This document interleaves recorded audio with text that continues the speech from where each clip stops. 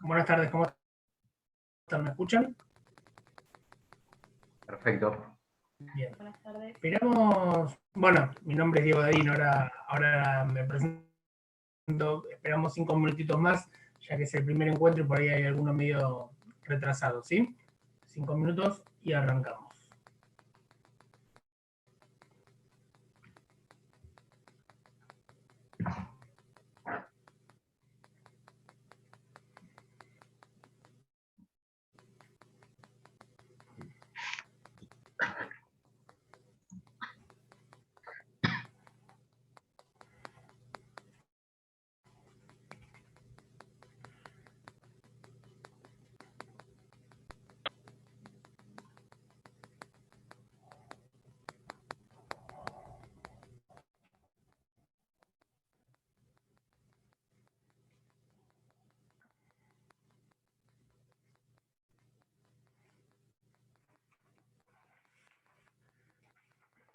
Mientras voy a ir tomando lista de los que están, así ganamos tiempo. Veo, están todos, menos uno, están bien nombrados. Paula, dice iPhone de Paula. Necesito por favor que te cambies a tu nombre real, así puedo verlos. Y recuerden que las pautas de las clases sincrónicas requieren que tengan obviamente su nombre y la cámara habilitada, ¿bien? Para poder vernos. A ver, Ariel Greco Ariel, perfecto. Ariel Greco, sí. Dalma Igartua. Igartua. Adriana Weiss. Perfecto. Martínez de Tallo. Acá. ¿Algo del abogado, Santiago? Sí, hijo. Ah, bueno, bien. Un gusto. Delfina Lorente, acá está. Delfina Lorente, Magalí Fangio, Ricciardi Mariano. Bien. La que está, que dice Moto G8 Power Light, que se renombre, por favor. Sirgo con Franco Introcaso. Introcaso Franco. Bien. iPhone de Paula también necesito que te renombres, así te identifico. Tomás de Sousa. Perdón, doctor. Discúlpeme. No, tranquila. Sí, ¿Sí? no, mi nombre es Pimpinato. Lo que sucede es que tengo problemas con la compu y no me puedo renombrar acá, por eso. Perdón, ¿cuál es tu apellido? Paula Pimpinato. Pimpinato, a ver. Gracias. Pimpinato, listo, perfecto. Muchas gracias. Tomás, Andrea Garibotti. Garibotti Andrea, sí, está. Agus Angulo.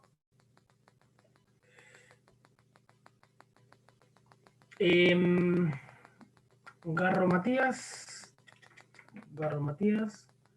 Lara Tojo.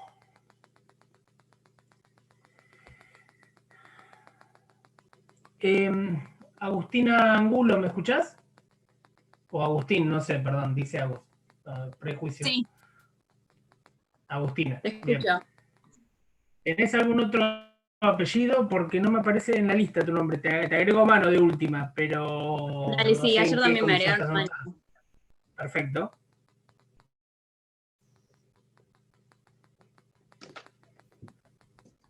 Agustina Angulo, ¿sos? Sí. Bárbaro. Garibote Garro, Lara Tojo, Augusto, Vení, papi. Min... Mingrone. Bien, está, perfecto. Y el que está con el nombre Galaxy J7 2016, por favor necesito que se renombre.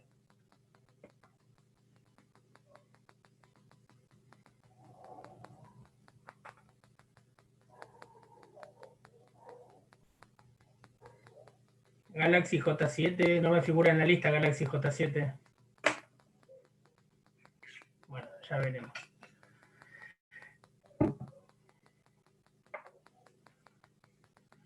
Bueno, son las casi 5, las ganas que sean las 5, casi 3 y 10.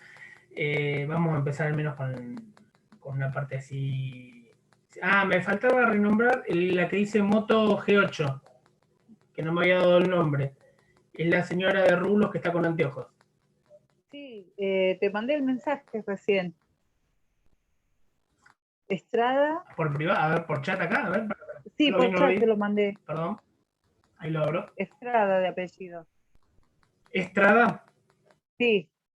Acá está, perfecto. Ya que ¿Mandaste? reviso. Bueno, igualmente me perfecto. parece que no estoy en la lista, porque ayer dijo Simax. Estás en la lista, ¿Eh? Estás en la lista. Estás en la lista. Bueno. Está bien, gracias. Galaxy J7, Saran Gerasi. Bien. Gerasi. Perfecto. Bueno, vamos a ir empezando. Bueno, vamos a tratar de hacer, me imagino que ya estudiaron todo Penal 2, que lo saben de memoria y podemos tomar casi examen. Como es la primera clase con nuestra comisión, más allá de que ayer empezaron en la clase general con el doctor Simas. ¿Fue Simas o Conti? Creo que Simas, ¿no? Sí, Simas. Bueno, les voy a tratar de hacer una presentación de nuestra comisión, ¿sí? Y vamos a ver un poquito algunos conceptos generales que me interesa que sepan para ya en la próxima clase poder arrancar de lleno con los temas que van a ver conmigo. ¿Qué es interesante para mí? Para todos en realidad, me parece que es lo más enriquecedor. No les digo que estudien exhaustivamente cada tema de cada clase, pero al menos que tengan una noción. De esa manera vamos a poder interactuar y les va a servir muchísimo más la clase. Entonces, por eso les quiero presentar un poco los temas y para después pasar a alguna cuestión general. Bueno, dicho eso, como saben, como dice ahí en el cartelito, mi nombre es Diego Dadín, soy uno de los docentes de esta comisión, de la comisión 4. Ahí les voy a poner en una pizarra, les voy a poner los nombres, así los tienen. Bien. Diego Dadín, soy uno de los docentes y junto a Roberto Falcone, Eugenia Spat y Milagros Goni,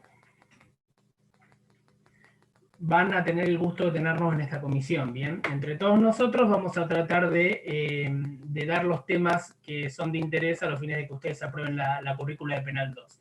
Esto obviamente sumado a las conferencias generales que van a dar el doctor Simas y el doctor Conti, ¿sí? Néstor Conti y Alexis Simas.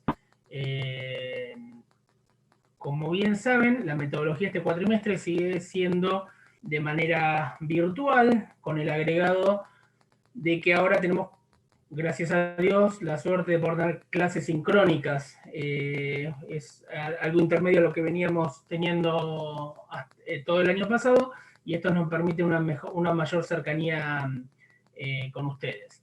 Bien, más o menos tienen fecha de examen, creo que es por mayo el primer examen, mediados de mayo, con lo cual hasta ese momento con nosotros van a tener entre 12 y 14 clases, a lo que se suman las clases generales.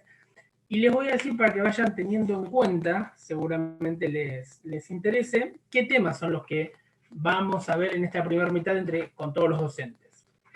Van a ver con el doctor Falcone delitos contra la integridad sexual, ¿sí? Así que si quieren ir estudiando eso para él, contra integridad sexual, con la doctora Spat y posiblemente alguna clase de la doctora Goni van a ver delitos contra la libertad. Son dos ejes temáticos muy largos y muy importantes, con lo cual presten atención, ¿sí? No quiere decir que lo que vaya a dar yo no sea importante, pero estos agrupamientos penales son realmente extensos, tienen muchos tipos penales. Y después conmigo, en esta primera parte, van a ver delitos contra el honor y seguridad pública. Siempre me confundo con orden público porque es lo que doy en la segunda parte. Entonces, conmigo, honor y seguridad pública. Bien. Esos son los grupos de delitos que van a ver. Es indispensable que tengan siempre a mano el Código Penal, ¿sí? Para poder ir siguiendo los artículos, el análisis de todas las cuestiones que nos interesan y demás. Y que, como les dije, vayan más o menos teniendo el tema leído, al menos por arriba. Seguramente el doctor Simas ayer les habló de que la cátedra tiene un manual editado que salió el año pasado, que es muy completo, el manual está muy bien, obviamente no es obligatorio tener ese manual, pero es una buena herramienta de estudio. Y obvio que sin duda alguna pueden estudiar de cualquier autor de los reconocidos, pueden estudiar de Dona, pueden estudiar realmente de cualquiera, en tanto y en cuanto conozcan en los casos particulares, en los casos que se les especifiquen, cuáles son los criterios puntuales que tiene la cátedra de acuerdo a ciertos temas, ¿bien? Porque seguramente en los exámenes se les puede llegar a preguntar el criterio sobre un tema, ¿bien? Eso, hasta ahí está claro. Bien. Vías de comunicación con nosotros tienen varias, tienen esencialmente dos. La más útil es el Facebook. Supongo que todos ustedes ya están conectados a la comisión por Facebook, pero para que sepan, les escribo acá, para el que no esté, es UNMDP. Estoy copiando, porque no me acuerdo de memoria. Comisiones 3, 4 y 5. Mediante ese grupo de Facebook, ustedes piden ingresar y ahí va a estar toda la información de forma más dinámica respecto a nuestra comisión. Por ejemplo, hoy pusimos el link de la cita de este Zoom. Y también tenemos, como saben, tienen el campus a disposición. Todos tienen un usuario de campus. Ahí tienen algún material subido, material muy interesante, algunos documentos que pueden ir bajando, divididos por áreas temáticas, y también puede ser otra vía de contacto a través de la mensajería interna, pero por experiencia les digo que el Facebook es mucho más rápido a la hora de que evacuemos cualquier consulta, duda y demás. Bueno, de esta parte general creo que nada más de la introducción. A ver, que tenía anotado acá. No, bueno, bien, saben que así como tenemos clases sincrónicas, es obligatorio tomar lista, con lo cual se va a tener en cuenta el nivel de presentismo o ausentismo a la hora de habilitarlos a rendir examen. Entonces, por eso hoy tomé lista brevemente antes de arrancar. Bueno, y también que es obligatorio, como les dije al principio, para el que no estaba, que tengan la cámara prendida. Eso está en la normativa que sacó la universidad respecto a este primer cuatrimestre. Díganme, para hacerlo un poco, para no entorpecer, si tienen alguna duda vayan levantando la mano, o escriban en el chat. El problema es que mientras hablo el chat capaz que no lo veo. Pero si tienen alguna duda de toda esta introducción, de la metodología de la comisión y demás, háganmela, díganme algo, ahora habiliten el micrófono y hablen si quieren. Si alguno tiene una consulta. Yo tengo una consulta. Sí, a ver quién me habla. Dalma. Decime. Sí, cuando dijo de la bibliografía que por ahí tengamos en cuenta el criterio de la cátedra, ¿a qué se refiere por ahí? ¿A opinión de autores o teorías que sostengan? No, por ejemplo, O sea, porque los delitos... cuando el doctor Conti les vaya a dar el delito de homicidio en ocasión de robo, te doy un ejemplo que es muy puntual. Él tiene un criterio muy particular respecto a cómo se configura ese delito, ¿sí? Entonces, más allá de que conozcan lo que dice la doctrina, cualquier doctrina de importancia, todos conocen ya los autores cuáles son más o menos los más relevantes. Es importante, por si le llegaran a preguntar, saber cuál es el criterio de la cátedra respecto a X tema. Bien, a eso me refería. Por ahí no tanto en el escrito, que va a ser el primer parcial, sino para el segundo, que seguramente vaya a ser oral. Ahí es más importante todavía eso. Bien, o sea que clase a clase vamos a ir dándonos cuenta Bien, según ¿dale cada una delito. duda más? Sí, clase a clase se van a dar cuenta. Sí les aconsejo que a las clases generales traten o de no faltar, o si es imperioso faltar, conseguirla de alguna manera, ¿bien? O conseguir apuntes y demás, porque ahí posiblemente es donde más se saque ese tipo de información. ¿Bien? Perfecto.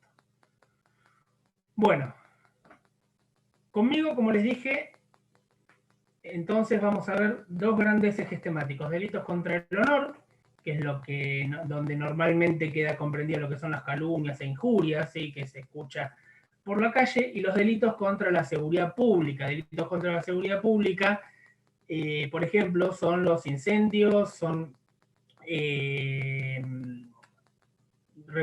los incendios, los delitos de picadas ilegales, y hay un montón, una nómina de delitos que vamos a ver puntualmente cuando abordemos esos temas. Lo que a mí me interesa hoy, como les dije, al ser el primer encuentro que tenemos en la comisión, ¿sí? Mañana creo que van a estar con el doctor Falcone, es al menos en lo que tenemos de esta cita, refrescar algunos conceptos de la teoría general del delito. Ustedes saben qué es penal 2. Penal 2 es la aplicación de penal 1 a los delitos que el legislador ha considerado que son punibles o perseguibles, ¿bien? Entonces, tenemos que tener bien aceitado lo que es penal 1. Ustedes ya vieron penal 1, están acá porque aprobaron penal 1, eso no tengo ninguna duda, pero no está de más refrescar algunos conceptos. Entonces, primero saber la teoría del delito, cuál es el objeto de la teoría del delito, que es formular reglas generales que sirvan para imputar cualquier hecho punible a determinadas personas, ¿sí? A las que se atribuye cierta responsabilidad por su comisión. Ese es un concepto general. ¿Y de dónde parte todo? ¿Qué es lo que tiene en cuenta el legislador a la hora de determinar qué situaciones o qué hechos son delitos, ¿sí? De un bien jurídico? Bien, ustedes ampliamente seguramente han estudiado lo que es un bien jurídico, pero vamos a repasarlo. ¿Qué es el bien jurídico? Son los intereses vitales de la comunidad a los que el derecho penal otorga una protección, una noción que no tiene que ser confundida con el objeto de la acción, ¿bien? Los bienes jurídicos son relaciones sociales concretas que surgen como síntesis normativas de los procesos de discusión y confrontación que tienen lugar en la sociedad democrática. El bien jurídico es lo que en definitiva el legislador decide proteger penalmente. Bien, a partir de ahí es donde se realiza toda la nómina de delitos, que es lo que vamos a estudiar ahora puntualmente. Bien, ¿cuáles son los elementos del delito? Seguramente recuerdan que toda imputación tiene una doble fundamentación. En este caso, que el hecho tiene que ser ilícito, lo que significa que existe una norma que lo prohíbe y ninguna que lo autoriza, ¿sí?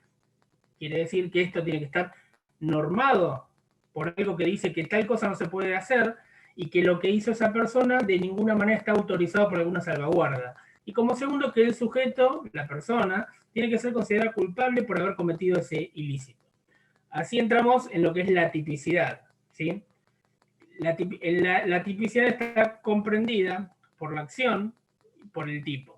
En cuanto a la acción, ¿sí? Nosotros sabemos que los delitos tienen normas jurídico-penales que consisten en la descripción de comportamientos concretos de las personas, ¿sí? Entonces, se edifica esta teoría del delito en función de lo que el imputado hizo. Nuestro sistema penal está basado en comportamientos concretos de las personas que pueden ser ubicados en tiempo y espacio, que es el único compatible con la idea de nuestro Estado de Derecho. Hay que descartar, obviamente, la imputación cuando el suceso que se analiza no reúne algún requisito necesario para poder sostener que se ha cometido una acción. ¿Cuáles son ejemplos de falta de acción? También lo vieron. Estamos hablando de estados de inconsciencia absoluta, de fuerza física irresistible y de actos reflejos. En cuanto al concepto de tipo, sabemos que las normas jurídico-penales no prohíben acciones en forma directa. Las normas tienen entonces dos partes. Un presupuesto, que es lo que van a analizar ahora en cada tipo penal, y es lo que consiste en la descripción de un determinado comportamiento, por ejemplo, al que desapoderare a otro, al que matare a otro, ¿sí? La descripción es una consecuencia jurídica derivada de ese concepto, de esa descripción, que es cuando habla de la pena imponer. Al que matare a otro, la primera parte, que es el presupuesto, le corresponde la consecuencia jurídica, que es la reclusión de 8 a 25 años. Bien, esas son las dos partes básicas que van a tener dentro de los tipos penales. Ahora, decir que es la tipicidad es la característica de la acción que vimos antes. Recuerden que el delito es una acción típica, antijurídica y culpable. Entonces, ya tenemos la acción. Ahora, la tipicidad es la característica de la acción de adecuarse exactamente a la descripción prevista en la norma jurídica penal. Bien, tiene que cuajar justo con la descripción fáctica que tenemos en el tipo penal. Así, un tipo penal es la descripción de una conducta prohibida. Con todo esto ya sabemos que solamente una conducta típica puede ser punible, ¿sí? La conducta tiene que estar tipificada para ser punible, ¿sí? Entonces, podemos decir también que la acción es atípica cuando no se adecua exactamente a ninguna descripción de las que realiza el orden jurídico penal. Bien. Esperen que sigo compartiendo pantalla y no me había dado cuenta. Es de gusto eso. Tengo todos con eso. Dame un segundo. Acá estamos. Perfecto. Bien. Aprovecho, tomo un poquito de agua. Dame un segundo. Y hay una pregunta de Augusto justo. Que decís que tenés una duda. La modalidad de parcial va a ser oral o escrita. El primer parcial tengo entendido que va a ser escrito, ¿bien? Así como el recuperatorio del primer parcial. El segundo parcial posiblemente sea oral, ¿sí? Pero igual esperen un poquito más para tener esa certeza. Bien. ¿Alguna duda de lo general hasta acá? ¿Están recordando un poco lo que vieron en Penal 1? Bien. Qué bueno, son todos mudos, qué lindo, qué interesante. Bien, tenemos diversas nociones de tipo penal que ya lo vieron, no voy a profundizar en eso. Si quieren verlo, síganlo por los autores que vieron, que es el tipo de garantía, tipo sistemático y el tipo objetivo. Ahí es donde ven lo que es lo concerniente al error de tipo, que habrán visto completamente. Y ahora pasamos a otro elemento de la teoría del delito, que es la antijuridicidad. Recordemos que es el delito, una acción, que ya lo vimos, típica, lo acabamos de ver, y lo que sigue es la antijuridicidad, ¿sí? Acción típica y antijurídica. Nos falta lo último, que es la culpabilidad, pero vamos a la antijuridicidad. Sabemos que el orden jurídico no prevé que se impongan penas en todos los casos en los que una persona realiza una acción típica. Así se deduce que hay un tercer elemento del delito, o lo que es igual a un tercer presupuesto de punibilidad. La acción, además de típica, tiene que ser antijurídica, es decir, que tiene que ser contraria a derecho. Eso es cuando hablamos de antijuridicidad, que la acción tiene que ser contraria a derecho.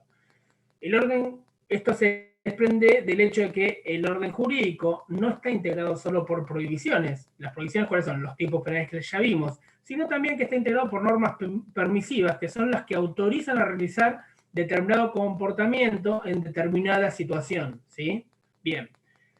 Cuando esta autorización está contenida en una de esas normas, nos permite realizar una acción típica, ¿sí? Y recibe, ¿qué nombre? Era la causa de justificación, ¿sí? Si tengo una causa de justificación, no hay antijuridicidad. Entonces, una acción es antijurídica cuando es contraria a derecho, vuelvo a repetir. Y una causa de justificación es un permiso para realizar un tipo y su efecto es eliminar la antijuridicidad de la acción típica cometida. ¿Cuáles son los ejemplos? Están todos en el artículo 34, en la parte general. El estado de necesidad, el cumplimiento de un deber, el ejercicio de un derecho o la legítima defensa propia o de un tercero. ¿Bien?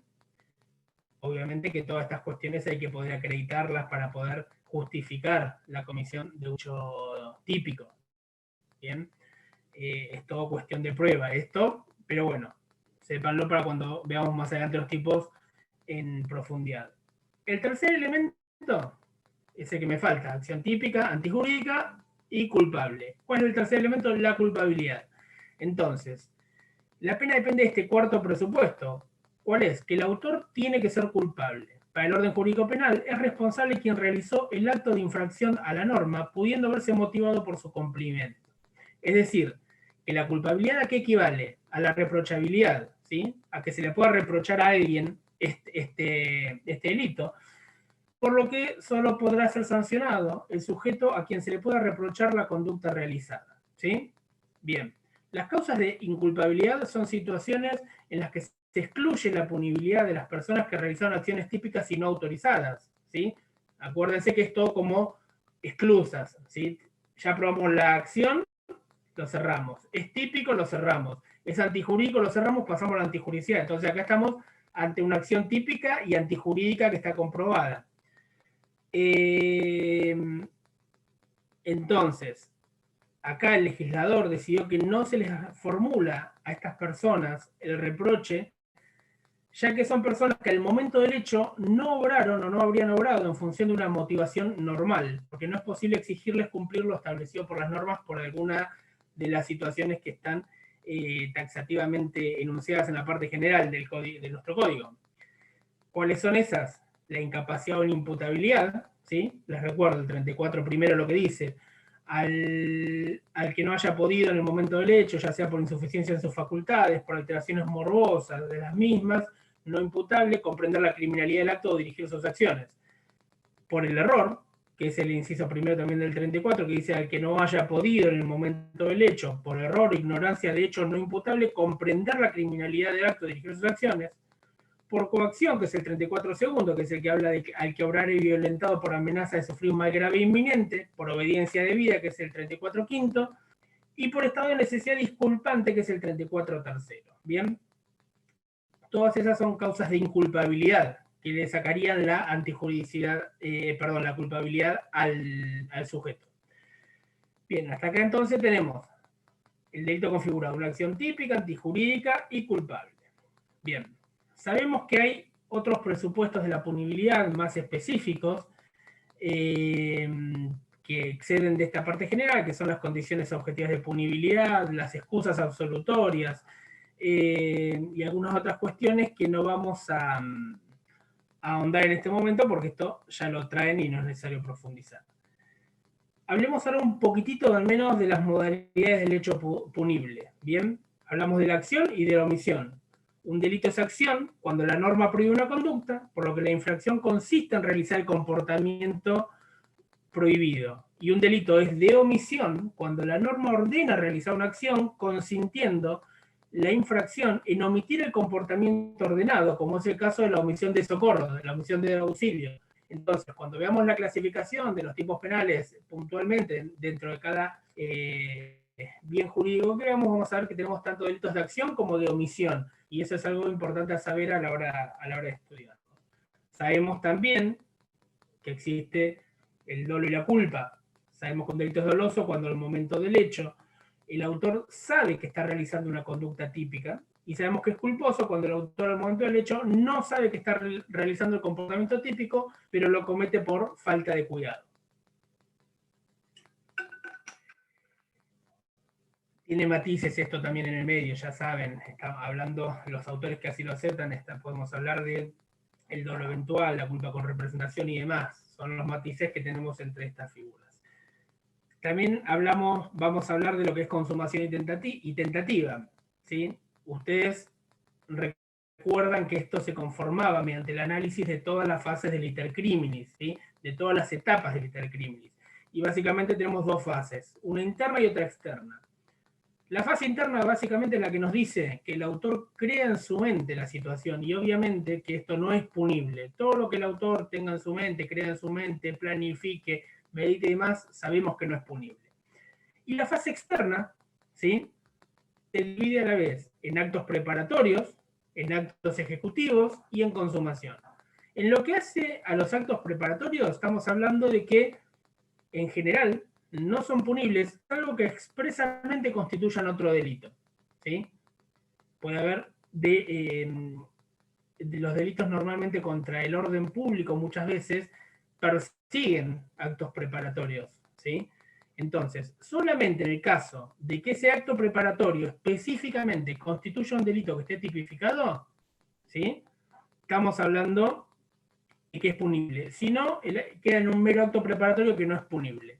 Los actos ejecutivos, que esto quiere decir cuando se empieza a rodar la máquina, cuando empieza la acción por parte de la persona, cuando empieza a mover los engranajes del delito. Acá son punibles si estamos en la tentativa, ¿sí? ¿Y dónde termina la tentativa? Cuando el delito se consuma, que es la tercera subfase de la parte externa. Cuando tenemos la consumación, a partir de ahí ya estamos con un delito consumado y abandonamos la tentativa.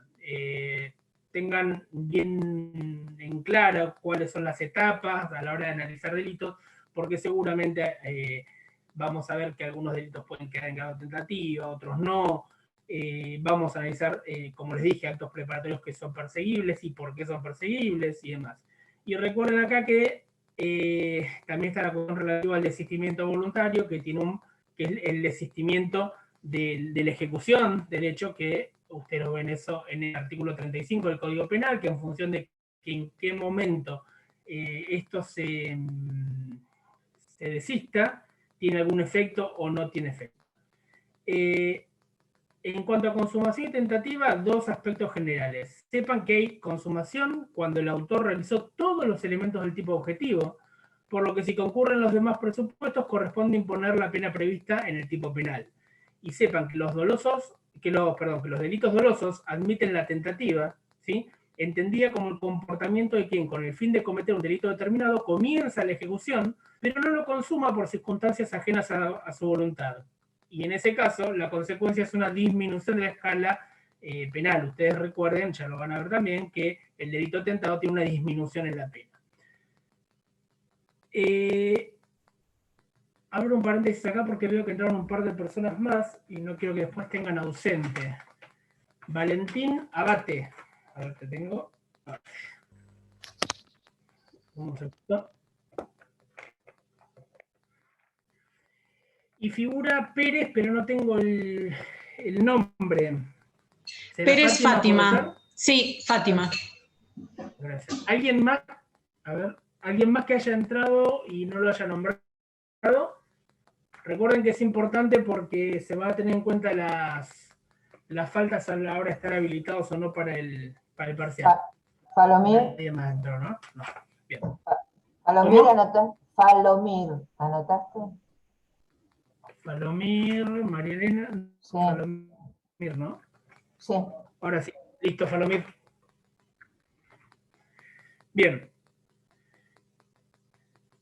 Bien, cumplido con esta parte de consumación y tentativa, vamos a ver ahora, ustedes recuerdan, esto es solamente a modo enunciativo, sepan que existe autoría y participación, ustedes recuerdan que hay autores, hay coautores, dentro de los coautores hay coautorías paralelas y funcionales, y dentro de las participaciones tenemos cómplices, instigadores, partícipes primarios y secundarios. Bueno, vayan a los apuntes del cuatrimestre pasado, del penal 1, y vean las descripciones, porque muchas veces es importante saber qué tipo de actuación han tenido, para saber qué pena en definitiva es la que podemos llegar a aplicar en el caso concreto.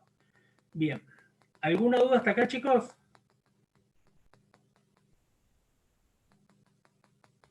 No. No, gracias. También... Sí, ¿quién hablaba?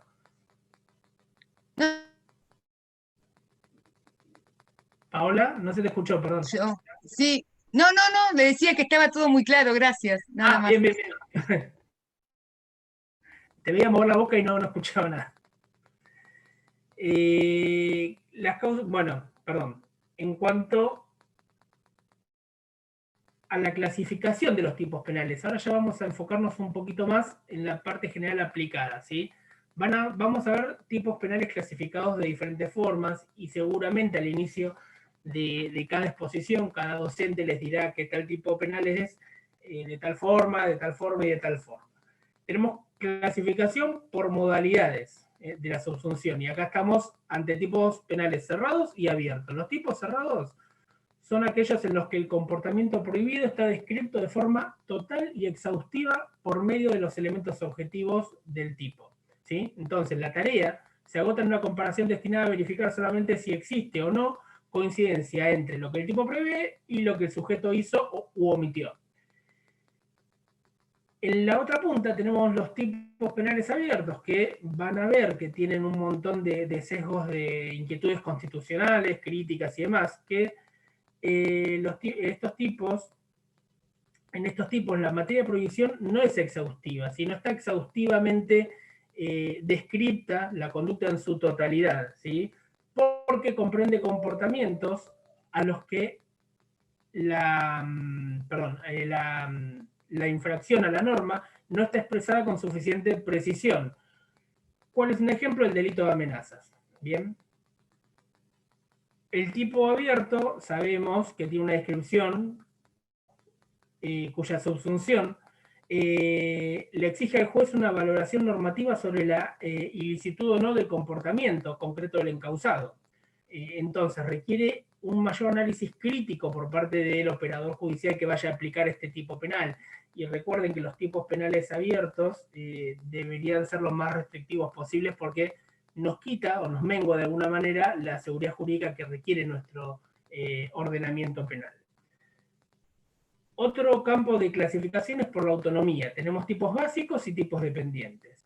El tipo básico es el tipo fundamental, destinado a la protección de un bien jurídico, ¿sí?, que corresponde a la comisión de una determinada escala de punibilidad, de la que se deduce la jerarquía que el bien tutelado tiene para el orden jurídico. Así, partiendo de la existencia de un tipo básico, el legislador prevé tipos dependientes de estos tipos básicos, que otorgan protección al mismo bien jurídico, ¿sí?, reproduciendo ese mismo comportamiento prohibido, pero agregándole una característica especial, ¿sí?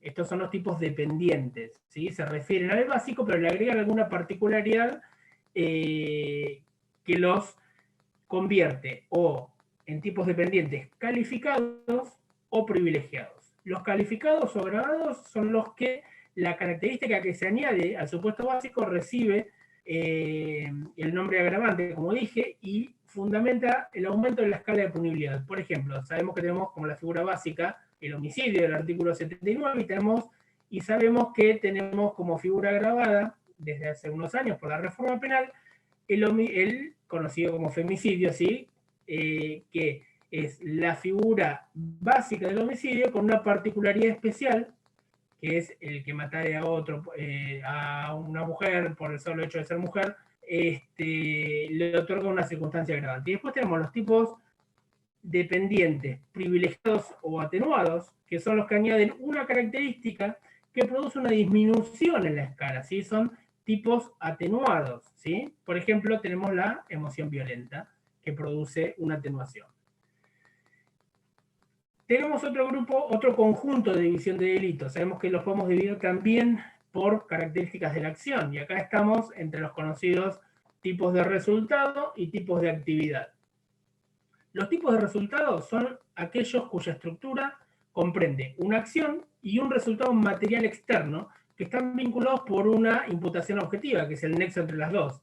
En los tipos de resultados, el efecto material del ilícito puede ser instantáneo, ¿sí?, como el homicidio, el que mate a otro, si yo mato a alguien es instantáneo, o permanente, que es lo que sucede cuando el resultado lesivo se prolonga en el tiempo a voluntad del autor, como ocurre, como lo van a ver, creo que con la doctora Spate en los delitos contra la libertad, en lo que es la privación legítima de libertad, ¿sí? Resultados permanentes, que duran en el tiempo. Una privación legítima de la libertad, resultado instantáneo, porque es un momento único de homicidio, ¿sí?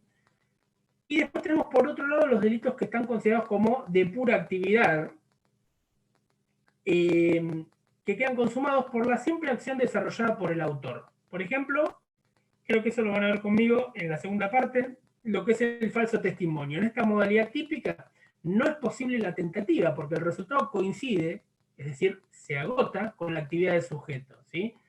A mí no me importa que haya producido en los tipos de pura actividad, no me importa el resultado que consigas, no me importa solamente que realice tal hecho.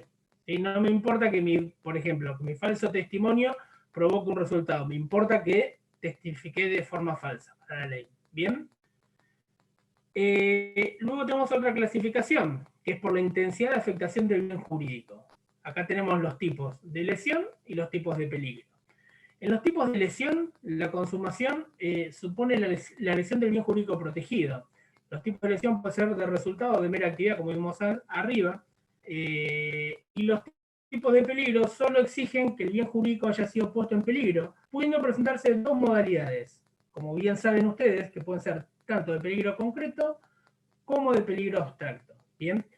El peligro concreto es cuando tenemos que acreditar como operadores de la justicia que el bien jurídico protegido corrió un peligro realmente, ¿sí?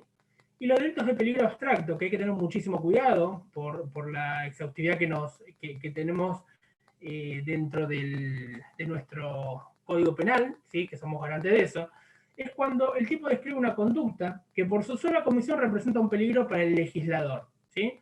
Eso lo van a ver conmigo cuando vamos a delitos contra la salud pública, que es el hecho de envenenar o adulterar aguas u otras sustancias. ¿Bien? En el primer caso, repito, en los de peligro concreto, tenemos que poder acreditar que se corrió un peligro real con esa acción, y en los de peligro abstracto, la sola acción ya es punible sin necesidad de acreditar que realmente se corrió algún tipo de peligro. Ahí vi que entró alguien más, Constanza, decime tu apellido, por favor. Hola. Pensé que era 3:30. No, tranquila. ¿Cuál es tu nombre, Constanza? Tu apellido, perdón. Fernández. Fernández. Acá está. Bien. No, sí, por eso hoy era una introducción nada más, porque me imaginé que iba a haber algún tipo de malentendido y demás. Sepan que estas, abro un paréntesis de lo que venía hablando, sepan que esta sala es para toda la Comisión 4, para todos los encuentros de Comisión 4 con los docentes de la comisión, usamos siempre esta sala y este usuario, esta sala y esta clave, ¿sí? Queda fijo, así que lo guardo en algún lugar y se conectan los miércoles y los jueves, ¿bien? Tienen otra sala, creo, para las plenarias, pero esta es para la Comisión 4. A ver, preguntas. Piccolo, ahí te veo, ahora no lo había leído, perdón, ya te marco. Otra pregunta, ¿los viernes no cursamos? Porque aparecía sí, que los viernes también. Santiago. Mira, es una duda que también tuvimos nosotros, porque yo sé que en el horario cuando se anotaron figuraba miércoles, jueves y viernes, ¿sí? Pero la cátedra decidió que las comisiones iban a estar los miércoles y los jueves. No quita que si es necesario habilitemos algún viernes, porque la sala la tenemos reservada. Pero en principio, miércoles y jueves, ¿bien? Perfecto, gracias. ¿Sí, Santiago? Bien. No, de nada. Bueno. Ay, qué bueno. Qué bueno que se contesta entre ustedes. Dalma contestándole a Andrea. Gracias. Fantástico, porque ir leyendo el chat a veces es complicado. Siguiente nivel de clasificación por las exigencias requeridas por el autor. Esto es mucho más simple. Hay tipos comunes y tipos especiales. Los tipos comunes son aquellos que pueden ser cometidos por cualquier persona. Por ejemplo, el homicidio, ¿sí? El que matare a otro. No requiere ninguna cualidad especial en el autor, ¿sí? Por eso es un delito común. Y los tipos especiales son los que exigen una determinada calidad en el autor, por lo que no pueden ser realizados por cualquier persona. Y en esto distinguimos entre los tipos especiales propios e impropios. Y los propios son aquellos cuya comisión exige la calidad de funcionario, ¿sí? Van a ver varios casos con los doctores Paz cuando vean delitos contra la libertad de funcionarios que detenten la guarda de presos, por ejemplo. Y los delitos especiales impropios, que son en los cuales la calidad especial del autor no es requisito del tipo básico, pero sí opera como un agravante, ¿sí? Por ejemplo, el caso de el abuso sexual, cuando el abusador abusa de la persona que está sobre su guarda, ¿sí? Este sería un tipo especial impropio, ¿bien?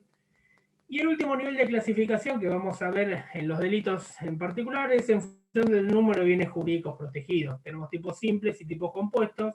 Un tipo simple es cuando tutela un solo bien jurídico, el homicidio, por ejemplo, que el bien jurídico es vida. Ahí, si lo que es delitos contra la vida se los da el doctor Conti, van a tener unas muy buenas clases respecto al bien jurídico, tienen unos criterios muy particulares. Y los tipos compuestos son aquellos que están destinados a dar protección a más de un bien jurídico, ¿sí? Por ejemplo, el delito de extorsión, ¿sí? Bueno, hasta acá estamos con esa parte.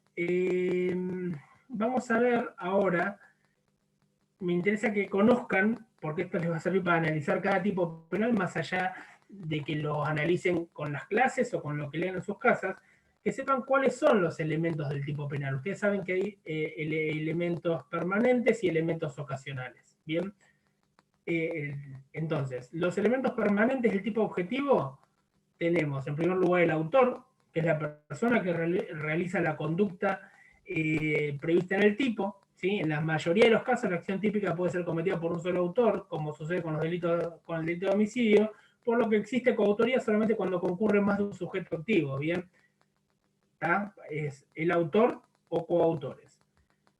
El segundo elemento es la posición de garante. ¿Sí? Los tipos pueden ser comunes cuando la descripción permite que sea cometida por cualquier persona, y especiales cuando la calidad del autor, como dijimos, está acotada a determinadas personas.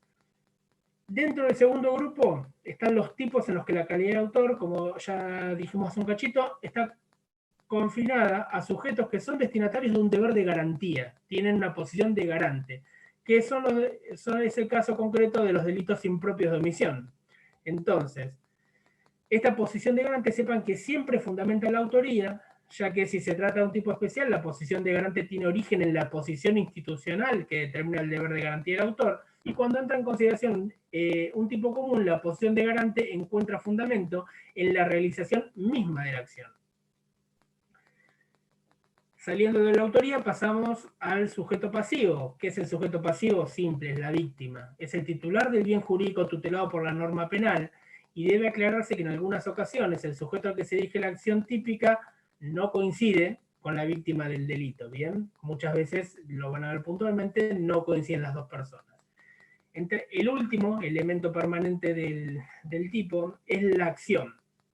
La acción, ya dijimos que es el comportamiento típico, habitualmente descrito mediante un verbo que recibe el nombre y el núcleo del tipo. Existen dos tipos penales que contienen una descripción que solo prevé el núcleo, el ejemplo del homicidio, pero hay otros que prevén referencias, es decir, que el legislador, además del verbo, describe referencias que condicionan la adecuación, siendo así elementos ocasionales. Y acá entramos a lo que son los elementos ocasionales del tipo penal, que pueden o no estar, ¿sí? Pero si están, tienen que saber identificarlos.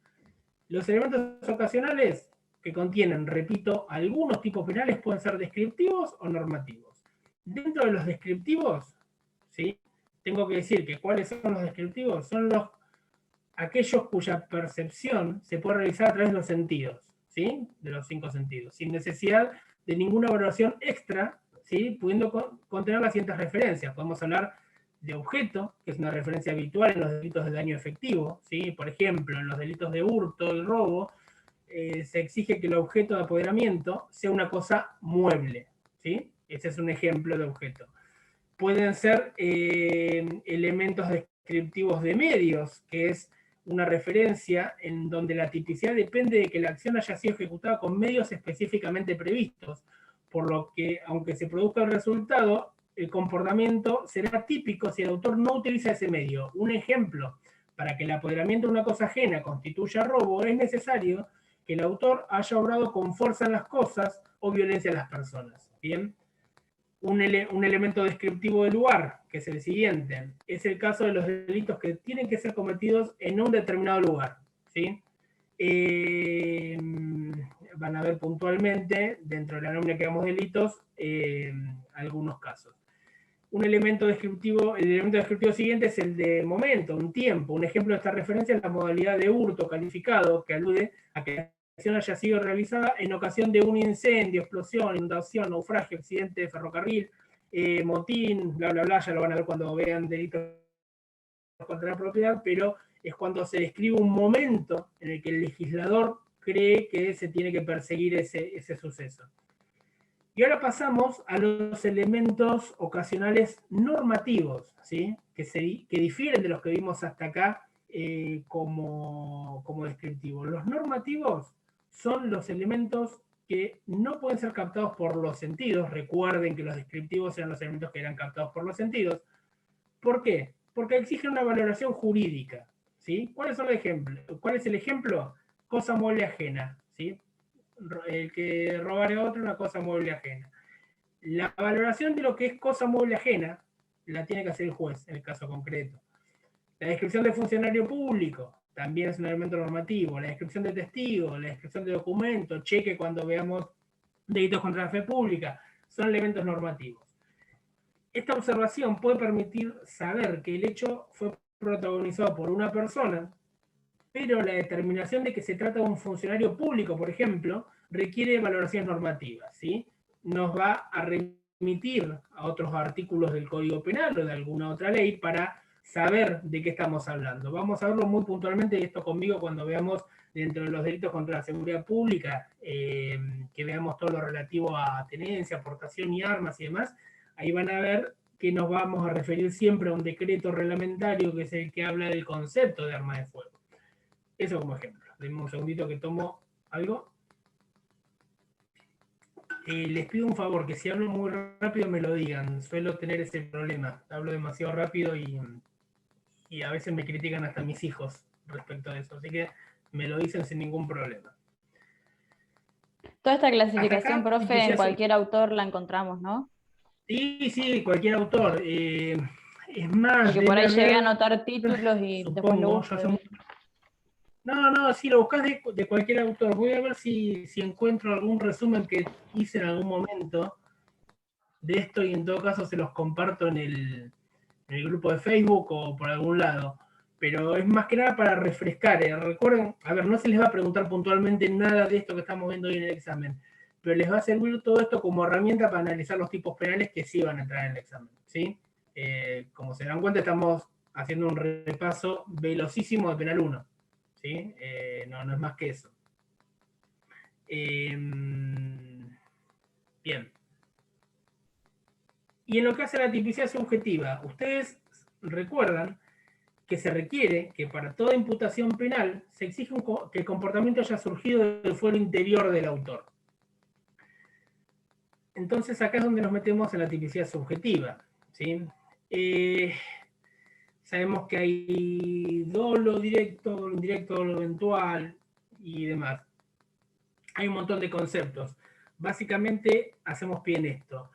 Sepan que lo que caracteriza el delito doloso es la voluntad de realización del hecho, de modo que al definir el dolo como conocimiento y voluntad de realización del tipo objetivo, distingue entre un elemento intelectual, el conocimiento, y uno volitivo, que es la voluntad.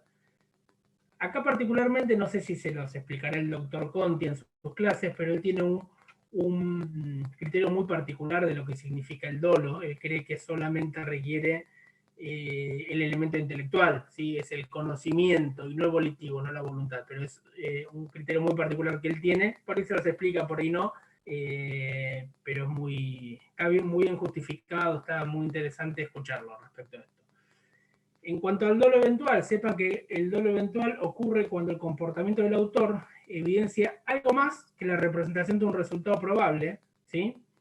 Como su ratificación, asentimiento o indiferencia, ¿sí? Eso sería el dolo eventual. Y sepan también que para poder afirmar que el autor o la persona actúa dolosamente, es necesario poder acreditar que conoció todos los elementos, tanto permanentes como ocasionales, que componen la estructura del tipo objetivo. Por eso a mí me interesaba que veamos conceptualmente cuáles eran esos elementos, que son los que vimos hace un cachito. ¿Bien? El autor, nosotros, para saber que esa persona actuó dolosamente, repito, tenemos que poder probar como operadores de la justicia, seamos fiscales, jueces, o operemos como defensores para desacreditarlo. Tenemos que poder acreditar que esta persona, este autor, conocía todos los elementos del tipo, todos, los permanentes y los ocasionales, ¿sí? Es muy importante. Hay, bueno, acá de dolo, culpa y demás, podemos hablar un montonazo, pero me parece que no es la finalidad de esta materia. Me interesa ahora ahondar un poquito en lo que es el error de tipo, porque lo van a escuchar un montón de veces cuando veamos los tipos especiales. ¿Qué es el error de tipo? A ver si se acuerdan un poco. Sabemos que cuando una persona realiza un comportamiento contenido en un tipo objetivo, hay dos posibilidades. Primero, que obró con dolo, ¿sí? Si ha conocido realizarlo. Y la segunda posibilidad es cuando hay error de tipo, es decir, cuando ha desconocido lo que hacía, cuando no conocía lo que hacía, cuando no se daba cuenta, no sabía. La exclusión del dolo por error de tipo se presenta cuando en el momento del hecho el autor desconoce alguna circunstancia o elemento que realiza el tipo objetivo, ¿sí? Solo en la medida en que el sujeto haya obrado con una adecuada representación de los elementos que componen el tipo objetivo, se puede afirmar que existe un comportamiento doloso por la coincidencia entre lo conocido y lo realizado. Entonces, el conocimiento del autor es lo que permite subsumir el hecho en el tipo subjetivo, lo que no es posible cuando el autor desconoce que concurre algún componente del tipo objetivo, por ejemplo la ignorancia, o actúa con una falsa representación de este, que es el ejemplo del error, que son dos situaciones que excluyen el conocimiento y por consiguiente el dolo. ¿Qué es la ignorancia que le dije? Es la ausencia total de conocimiento. ¿Y qué es el error? Implica una falsa representación respecto a lo que se conocía. El error de tipo es muy restrictivo, sepan que siempre excluye el dolo, pero otras consecuencias jurídicas difieren según haya sido o no invencible para el autor. El error se tiene que considerar inevitable cuando el sujeto, por más cuidado que adopte en el caso concreto, nunca podría haberlo advertido. Esto lo van a ver en el 34 primero del Código Penal, que acá hablamos de ignorancia o error no imputables. Ahora, cuando un error se produjo, pese a que se adoptaron las medidas de precaución y cuidado exigibles, no es imputable el autor. Vamos a ver un ejemplo. El caso de la embarazada, que por prescripción médica tomó un tranquilizante que tiene propiedades abortivas. No voy a entrar en el tema de la discusión del aborto, pero es un ejemplo de manual este. Las propiedades abortivas que no le habían sido informadas, actuó padeciendo un error insuperable y nunca pudo haber advertido que esa sustancia mataría al embrión, ya que fue recetada por un médico. Bien, ese sería un ejemplo, por ahí quedó un poco viejo, pero es un ejemplo en manual. El efecto de un error de tipo inevitable, ¿cuál es entonces? Es excluir tanto el tipo doloso como el culposo. El primero, la exclusión del tipo doloso, como consecuencia de que el autor no sabe lo que hace. Y el delito imprudente, porque la causa del error no puede ser atribuida a su falta de cuidado. Bien, acá estamos en los errores inevitables. Ahora, ¿cuáles son los evitables? El error de tipo evitable se presenta cuando el autor desconoce que concurre un elemento del tipo objetivo, cualquiera de los que ya vimos, como consecuencia de que obró con falta de cuidado. Es decir, que a diferencia del anterior, acá la causa del desconocimiento puede ser atribuida a su imprudencia o negligencia. Entonces, el error de tipo evitable solamente excluye el dolo, dejando subsistente la imputación por delito culposo, ojo, siempre que la ley penal prevea el tipo culposo para ese tipo penal, porque si no, de lo contrario, sabremos que estamos ante una conducta atípica. Bien. ¿Alguien más entró? No vi movimientos, ¿no? No, perfecto. Bueno, podemos hablar mucho también de error y demás. No me interesa hoy tampoco llenarles la cabeza de mucha información, porque ya en la clase que viene vamos a empezar a ver lo que a mí me interesa. Vamos a empezar a trabajar sobre lo que son los delitos contra la seguridad pública, ¿sí? Si quieren ir leyendo de algún autor, sería interesante. Me parece, salvo que tengan alguna duda, que hoy como introducción esto es suficiente. Además, hablé ya demasiado y no vamos a andar mucho, no se justifica. Sí les pido, ¿sí?, que para la próxima tengan al menos leído algo de seguridad pública. La próxima clase conmigo la van a tener la semana que viene, no, la otra, porque la semana que viene creo que el miércoles es feriado, si no estoy equivocado. Sí, es 24 de marzo, ahí estoy mirando. Entonces, para dentro de 2 semanas, al menos una leída. Si no pueden leer los autores, por lo menos lean los delitos, los tipos penales del Código Penal, ¿sí? Así Profe. sabemos cuando hablamos de qué hablamos y es más enriquecedor, como les dije al principio. Así que vamos a empezar por seguridad pública y Profe. después vamos a ver honor. Sí, Constanza. ¿El libro de Creus está bien? Qué buena pregunta que me haces. Si vos me preguntás mi opinión personal, te diría que no. No voy a contradecir a Creus porque es uno de los grandes autores argentinos, pero sí se quedó un poco desfasado en algunas cosas, está un poco desactualizado. De todas maneras, si tienen que hablar de Creus, refuercen con alguna otra cosa más. ¿Sí? Más que nada porque quedó, como les dije, desactualizado. Hay autores, por ahí para los que entraron de vos, Constanza, entraste después. Hay autores más actuales, Dona, lo que pasa es que el Tratado de Dona es gigante, no lo pueden estudiar eso. Ojalá pudieran, pero no. Es inaccesible en el tiempo y en lo económico. Molinario, Bertolino, es un buen manual de parte especial. Y recuerden que siempre, que seguramente ayer se los presentó CIMAS, la cátedra tiene un manual propio que editó el año pasado, está por el RIUS, no es obligatorio obviamente estudiar de ahí, pero sí es una buena herramienta. Adriana está hablando, me parece, pero tiene el micrófono apagado. Me parece que estaba hablando. ¿Está bien, Constanza? Gracias. Y le quería hacer una pregunta respecto al manual. ¿Hay alguna manera de conseguirlo en PDF? Yo no puedo leer de un libro, solamente puedo leer agrandando con Zoom, virtual, por internet. ¿Hay alguna manera de conseguirlo? No me importa comprarlo, pero poderlo descargar en PDF. Yo tengo entendido que la editorial vende una versión digital también, que es más barata.